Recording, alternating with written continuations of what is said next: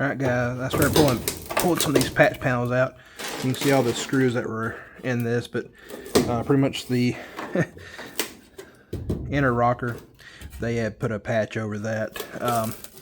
And this is part of the lower rail for the transmission. Like the transmission mounts right there.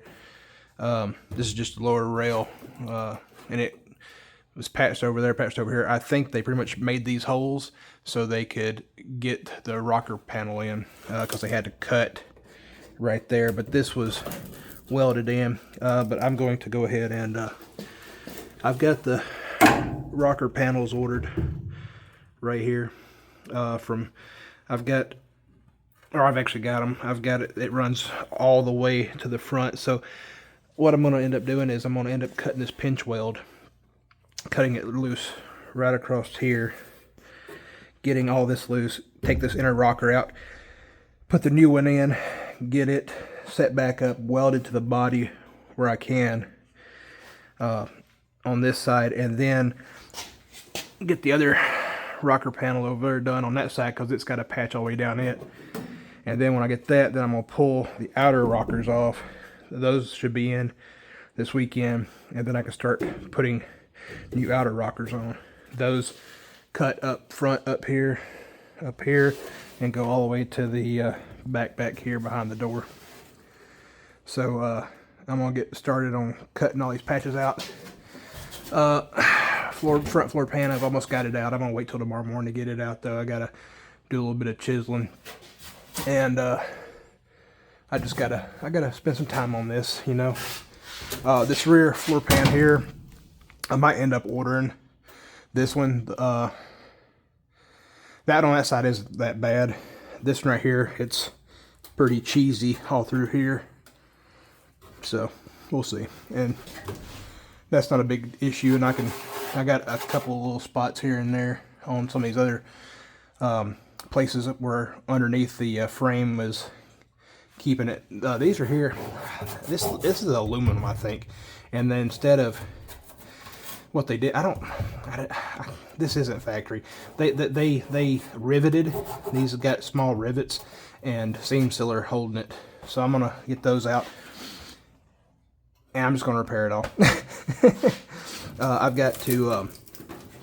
The rocker panels, the way they're set up, they're just a long bar, but it's got two different nuts for if you're using it for the driver or passenger side, because one of the nut that is pre-welded to that panel is for the front seat belt mount, which is right there.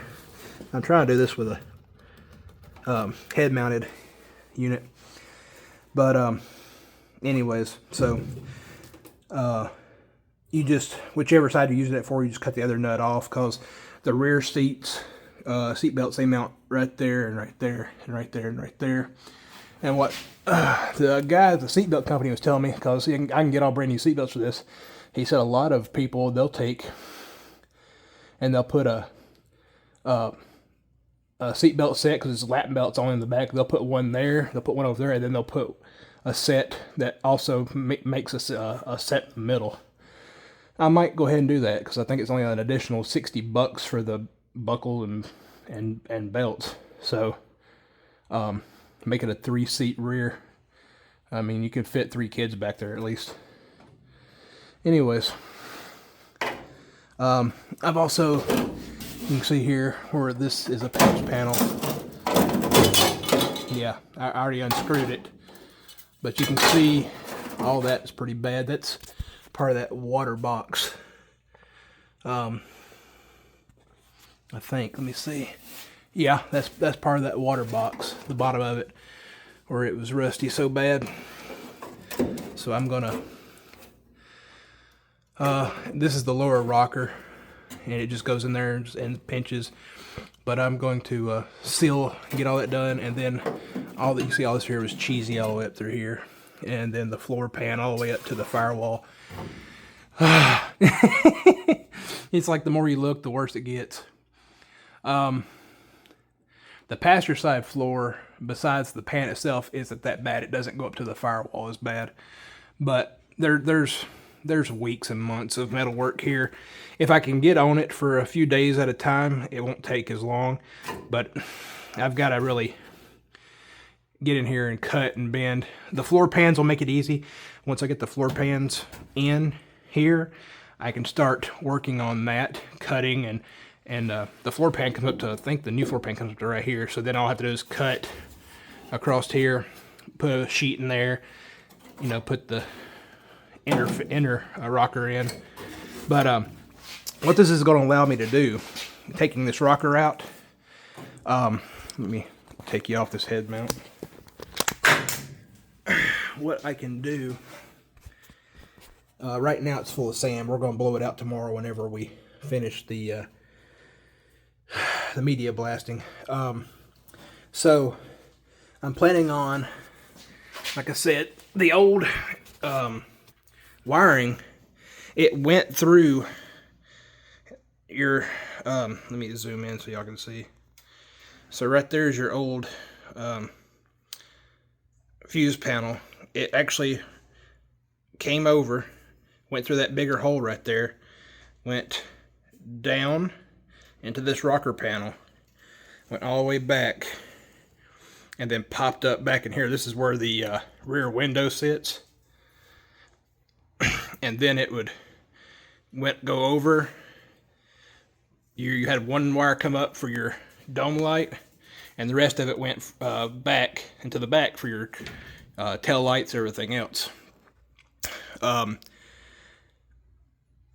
I pulled that wiring out, it was pretty corroded, the wiring was, which is why I didn't have tail lights whenever the car was working.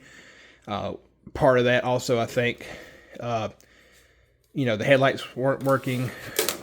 Part of it, I think, was also the switch was corroded.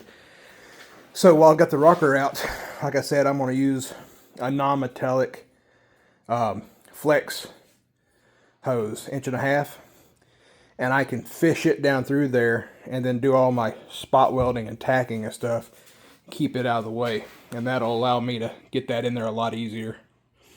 Once I get my inner rocker done and my outer rocker off, I can go ahead and get that flex conduit in there, and that will just keep everything a little bit safer. That being said, you can sort of see right here, this is that inner fender area, and I'm planning on, you can see how it's got drains, and then there's these pieces right here. This right here, I've got new felt rubberish material. This bolts onto here, and this right here is what sort of keeps the debris and stuff out of the inner fender, because the outer fender bolts and then sort of squishes that in. My plan is to actually take some of that flex conduit, run it along inside here, and then just run through and pop my wires out. So pretty much the wires will not, most of the wires will not even come through the firewall. They will come out from the fenders, the inner fender, to where they're a little bit more hidden. So that'll work out to the best, I believe. And then I've got all this up here to patch. This right here, I don't think will be that difficult. And more or less, I think it's just going to be a lot of cutting and welding, and a lot of it can be stitch welded and sanded, grinded down and made flat, and then come back and underneath the car. So anything that I weld on top, if it's, you can see it from the bottom, I'm gonna get underneath it and also pop a weld underneath it and sand it down and then primer it, and that way it looks flat. My idea is any weld that you can see from any direction should look flat. I don't want to see welds from the top on the bottom or stuff from the bottom on top. I want it to all look like a uniform piece. So anyways, it's raining tonight.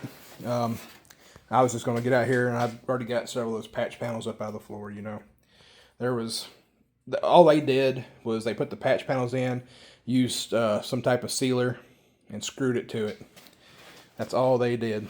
as you can see, this rocker panel, I think I've showed it before, how eat up it is. Well, even back here, it was eat up, and there's just a bunch of sand in there from less media blasting.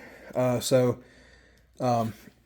gonna go ahead and you see this here is part of the floor pan, how it's just peeled away from it. So I just got to break these spot welds, and this floor pan's getting taken out anyway. So I'm just gonna go ahead and probably break the spot welds, cut that off somewhat, you know, not too high up, and then I can get that new rocker panel in here. But I wanted to get all this off tonight before he came tomorrow. He's supposed to be here at 9 a.m. and if I can get all this here off, then that's just a little bit more we can get done that I ain't got to deal with. I took that patch panel. It was that right there. It was covering up that lower support, and there was a dirt dauber's nest in that entire thing. You can see part of it right there, but it's just all dirt dauber nest. And but yeah, other than that, you know, it's like every time we do something to this car, I just find more and more stuff that was done somewhat haphazardly and not to the best. But I don't know, it only had one coat of paint on it, so whoever did it must have taken out the interior, and that also explains why a lot of the interior parts were broken. Because somebody had to take out the dash panel and all that over there to fix all this in this area. It was just, there was no way to really get in there to fix that the way it was. But at least the frame is still holding everything together.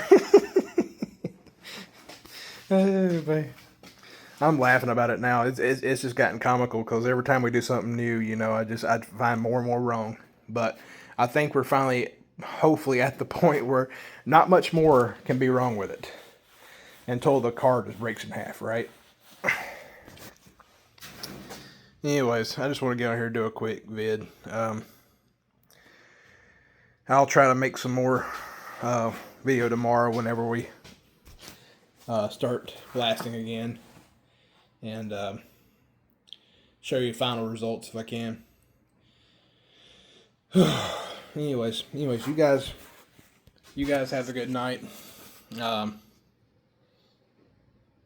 I think it's fixing to get interesting. I'm gonna really focus on trying to make welding quality videos. You know, actually show the process of doing the welds and grinding back, and I might speed it up a little bit because it'll get boring and it'll get repetitious, and I got to figure out a way. I haven't looked it up yet on how to video while welding because I don't want to fry my camera. I know that is an issue, so I might end up having to get like a lens just for the phone to see.